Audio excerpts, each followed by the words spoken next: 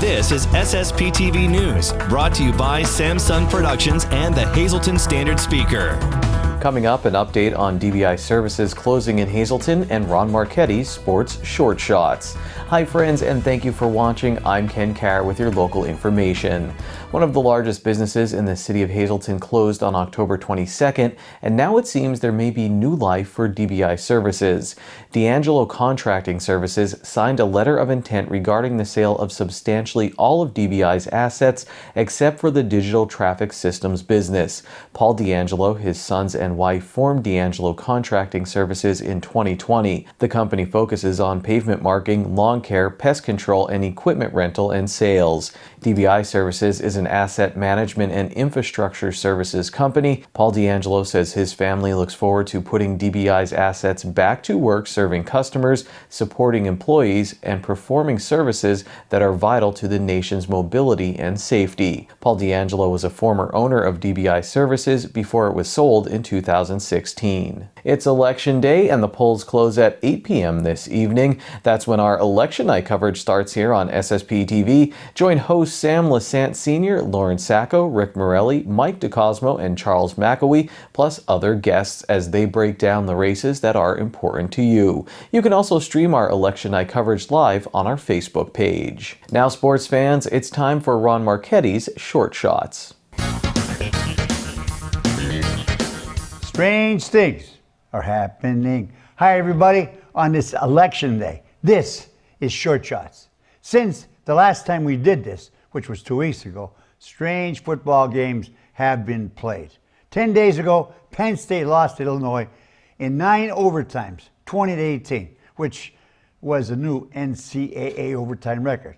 5 of those OTs were scoreless. Army scored 56 points, but still lost to undefeated Wake Forest, 70-56. Mother of God, the number 2 team in the nation had to recover an onside kick to beat Navy, 27-20. Locally, Hazleton area crushed Wyoming Valley West in Kingston, 55-19, and Marion Catholic defeated Panther Valley, 28-12, for their second win in a row. That all happened 2 weeks ago. This past Friday, the Cougars won at Williamsport, 14-11, during a steady wind and rain to finish their regular season at 7-3. The first time they won 7 games and a WVC title in 12 years. And kudos to those Marion Gritters who shut out Pine Grove 20-0 for their 3rd straight win after an 0-7 start. What else? Tom Brady threw his 600th touchdown pass. Cincinnati, Oklahoma, Michigan State, Wake Forest, and UTSA are the only unbeaten teams in the AP top 25. Georgia is still number 1. No team in the NFL is undefeated. And you know what?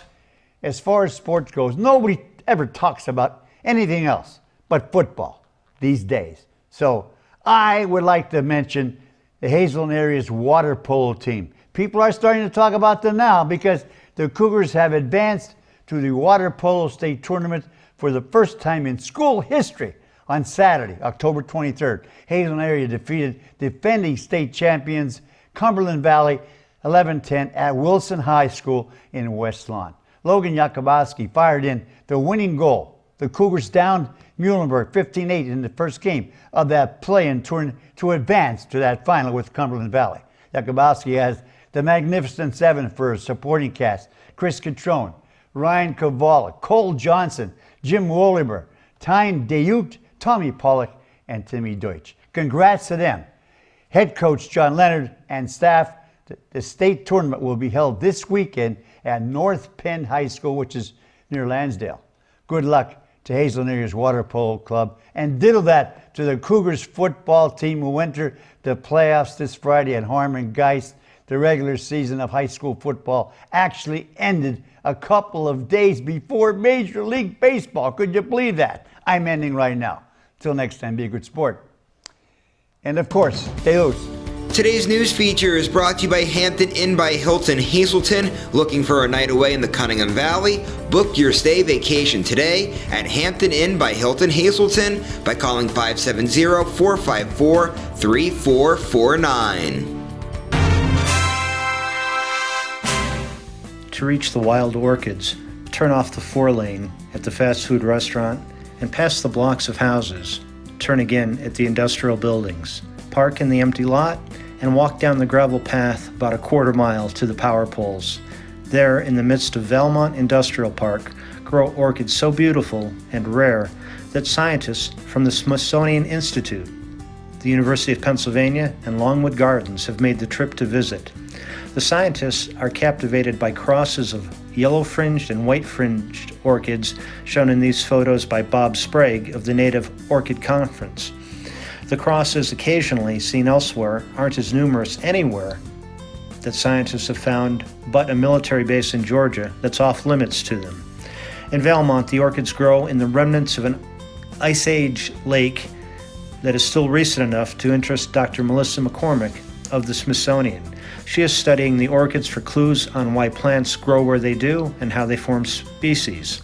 Her colleague, Dr. Iringa Wedawi, has been admiring orchids since growing up in Sri Lanka, which is in the tropics, a zone where thousands of the world's orchid species appear. In the tropics, orchids wrap around trees and they take nutrients from the air, but in the U.S., where there are many fewer native species, the orchids grow in the ground.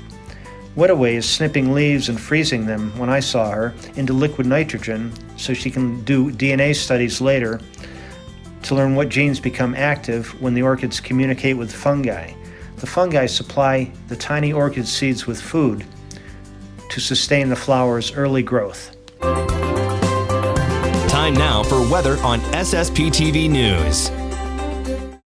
Our cold and calm week continues. Here's our forecast from the National Weather Service.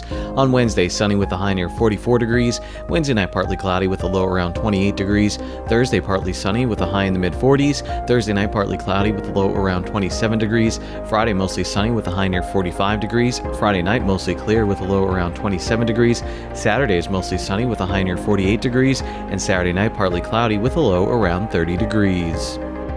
We have a quick programming note before we go to break. On Sunday, November 7th around 9 a.m. we will be doing upgrades and they may cause our programming to go out for a while. Don't worry if this happens, we'll be back, and of course you can watch our local shows anytime at ssptv.com and on our YouTube channel. Up next, how to stay safe from ticks and mosquitoes in cold temperatures, and in sports, a coach with local ties wins his 1,000th game. SSPTV News would like to send sincere condolences to the family and friends of these recently departed. Edward J. Beelan, Sr., age 84 of McAdoo. Services will be held at a later date under the Allentown Funeral Home. Louise E.W.K. F.E. Campbell, age 93 of Hazel Township. Services will be private under the Harmon Funeral Home. Anilo O'Neill Deannis, age 66 of Gilbertsville. Mass will be held on Thursday at 11 a.m. at Columbical Roman Catholic Church in Boyertown. The Cagnes Funeral Home is in charge of arrangements. Donald Hill, age 94 of West Hazleton. Services will be private under the Chapman Funeral Home. Barbara Neal Keel, age 73 of Whitehaven. Mass will be held on Thursday at 10 a.m. at St. Patrick's Church in Whitehaven. Friends may call on Wednesday from 4 to 7 p.m. and on Thursday from 9 to 9:30 a.m. at the Lehman Family Funeral Home. Christine M. Mugala of Whitehaven, the McKee-Wilczek Funeral Home will announce the arrangements. Mary L. Yakubowski of Freeland, the McKee-Wilczek Funeral Home will announce the arrangements. Tonight's obituaries are being brought to you in part by Harmon Funeral Homes and Crematory, with 2 locations in Rockland and in Drums, 570-384-3312 or 570-788-0977, and go to harmonfuneral.com.